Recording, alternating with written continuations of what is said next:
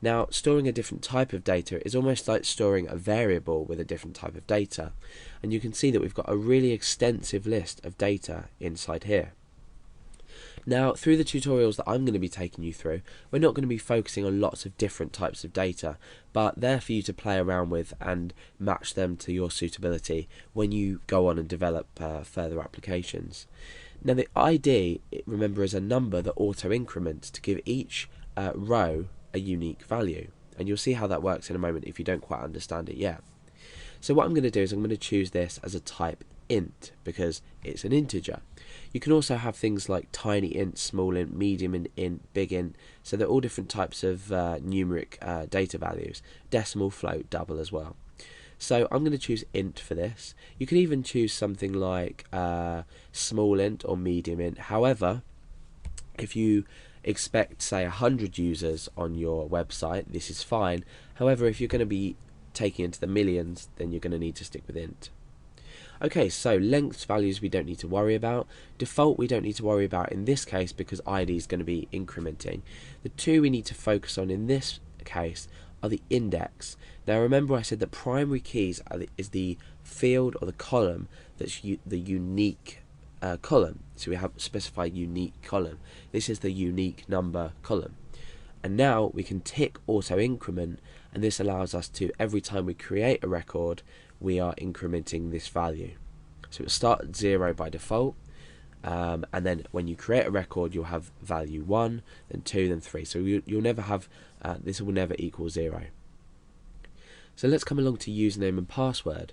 Now obviously we don't want to store a username or a password as just int, but what we do want is varchar.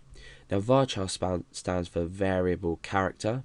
So what we can do here is we must specify a length and a value, whereas in here, let's just get rid of that, whereas in here we didn't.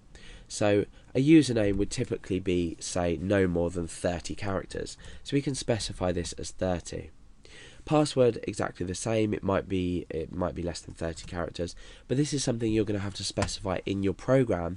Let's say you were to create a user login system, you'd have to say, give a max length to your text field and check inside PHP if the password specified or the username specified weren't bigger than 30. Because anything bigger than 30 attempting to be written into this table is going to be cut off. If we were to create a password that was 32 characters, it would end up getting rid of the last 2 characters and would just end up with 30. So there's nothing else we need to set for the username and password in this case. We can set default values, but because we already always want these to be specified, there's no need. Default just means you can specify a default value if no data is specified to be written. So for example, we could create a field on the end here called stay logged in, and this might be equal to 1 or 0 depending on whether the user wants to be logged in, but by default it might be 0, if that makes sense. So now what we do is we come down and we click save. Now what you can see is that we've created now a table here called users, and we've got a number 1 in here to show that we've got one table. So let's click back on this table so we can have a look inside.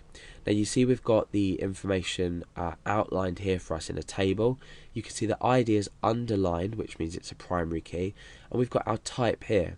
So you can see int is a length of 11, so a length of 11 digits of integer data.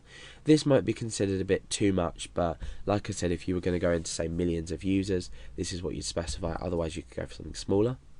You've got varchar 30, and we didn't change the password. I've just noticed we've kept this as an int.